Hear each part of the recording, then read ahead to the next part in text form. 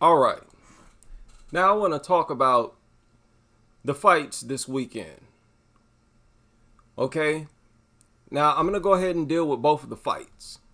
I'm going to just retitle the live stream to include both of the fights this upcoming weekend. And I'm going to take Amanda Ribas over Maycee Barber. Maycee Barber, most people believe, got a gift decision in her most recent fight. And that's not the only fight where people believe Maycee Barber got a gift decision. Why is she always getting gift decisions? She barely getting by these girls. And some of them are just outright defeating her.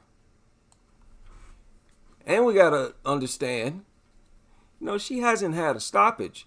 Look at how many stoppages she got before she lost twice in a row. Okay, remember, she stopped 3 UFC fighters before losing to Roxanne and Alexa Grasso. That is where her buzz and hype came from. She was delivering. Okay? She stopped her first 3 UFC opponents. And after those 2 consecutive losses, she has gotten nothing but decision victories. 2 of them have been split decision victories. I believe those 2 losses took something out of Maycee Barber. I believe it killed her ultra aggressiveness. She went up against some girls who was with the business, and they popped her across her head a few times, and she calmed down a little bit. Well, she calmed down just enough not to get stoppages. And as you can see, 2 of her victories since that 2-fight losing streak have been split decision victories, where most people believe she lost those fights. So if you look at it in its proper context, Maycee Barber was on a 3-fight losing streak, won 2 fights by decision against the washed-up Jessica Eye and Montana De La Rosa, and then lost to Andrea Lee. I'm going to take Amanda Ribas over that. Now, Amanda Ribas, her chin is suspect. But I suspect her chin is better at 125.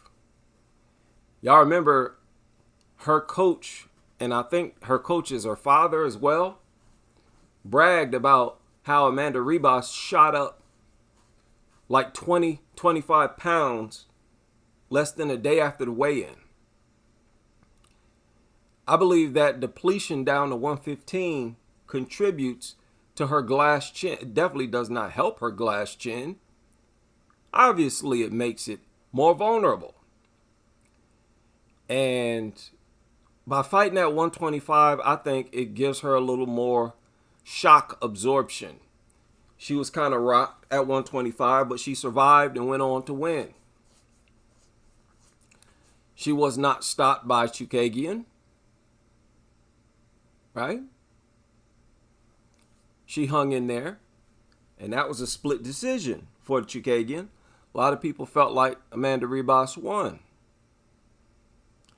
And Amanda Ribas beat the very difficult Verna Jandiroba and Viviane Araújo. I think that's more impressive than Montana De La Rosa and a little washed up Jessica Eye. I don't know how Barber would have done against that caliber of fighter. So I'm going to take Amanda Ribas by decision. Most likely she's going to, I suspect, most likely she'll win by decision.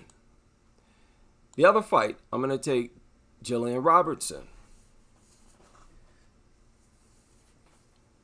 Now, I guess this will be a test of Tabitha Ricci's skill set. She brags about being a shark. That's her nickname, Baby Shark. And what she means is on the mat, she's a shark. Well, Jillian views herself as, no, I won't say that. Jillian's record reveals that she's also a shark. And I'm saying at 115, Jillian might be significantly stronger than a lot of these girls. I've always said at 125, Jillian's physical strength looked impressive to me. It was because Taylor Santos muscled around Jillian that I declared Santos a problem for Valentina Shevchenko. Okay, before Shevchenko fought Santos, I said this is going to be Valentina's toughest fight. And I primarily based it on how she muscled Jillian on the mat. I said, look, man, Jillian is strong. So if Santos gets her hands on Valentina, I don't know what's going to happen. I said that, and I'm clarifying that I said that because I removed all of my content. So I think right now, Jillian has more stock. She's definitely got more skin in the UFC game, more experience over more proven fighters. And I suspect her submission of Rose Namajunas gave her a tremendous boost in confidence. Gave her the exact type of confidence she needs to beat a fighter like Tabitha Ricci, I would say. You see, I think Tabitha Ricci is still struggling with reaching her full potential. You know, she got slapped around by Manon. Then she got, I think, 2 decision victories, then got a stoppage over Jessica Penne. So she might have regained a lot of confidence, maybe. But that confidence might go right back out the window up against a more experienced fighter. And a fighter who I just think is physically very, very strong. And, listen, don't be surprised if Jillian is the better striker. I said it.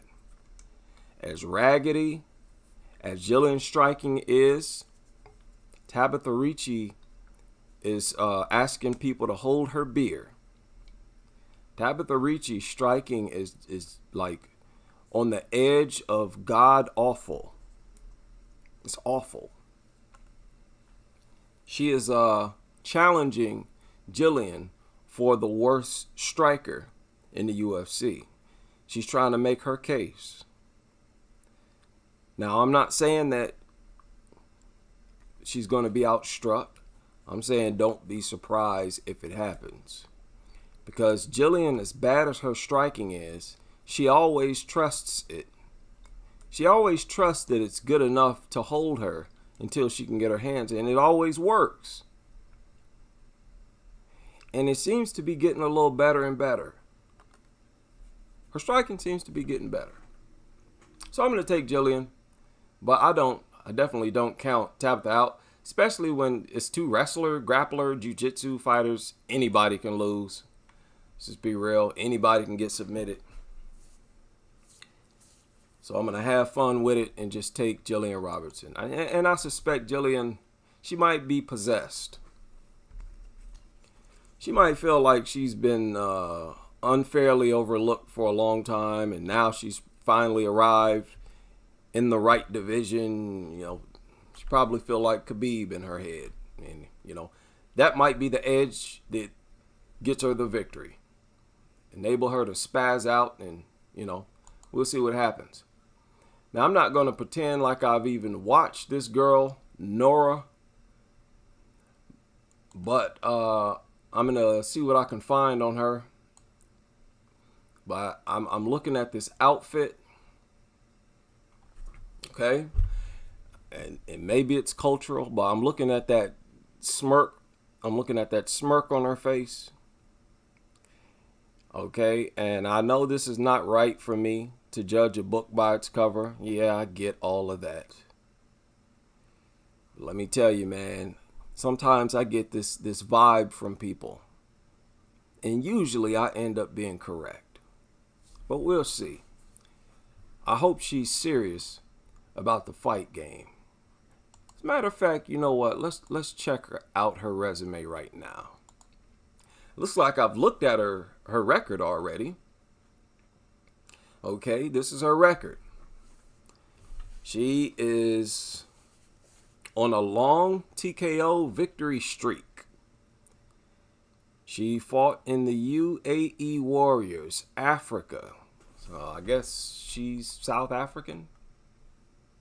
Yeah, oh no, France. Okay. We'll see. Priscilla de Souza. Okay, I don't recognize. Okay, no. I don't know. I'm not even going to make a prediction on that right now. I have to look at some film.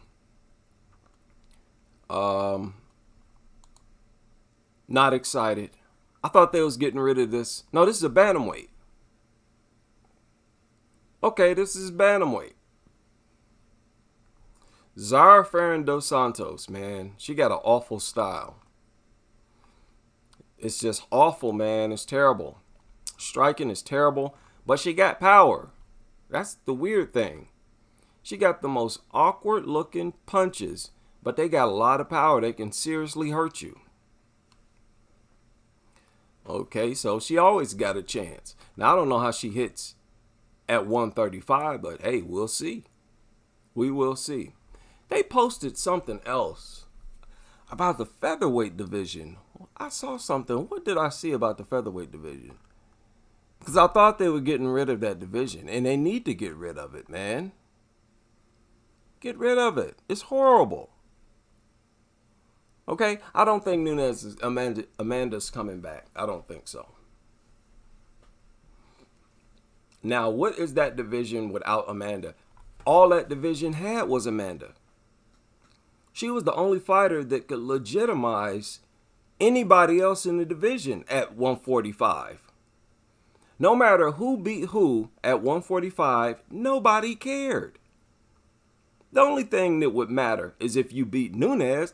That's how undeveloped and non-existent the division was. So if Nunes is gone, what in the world are you doing?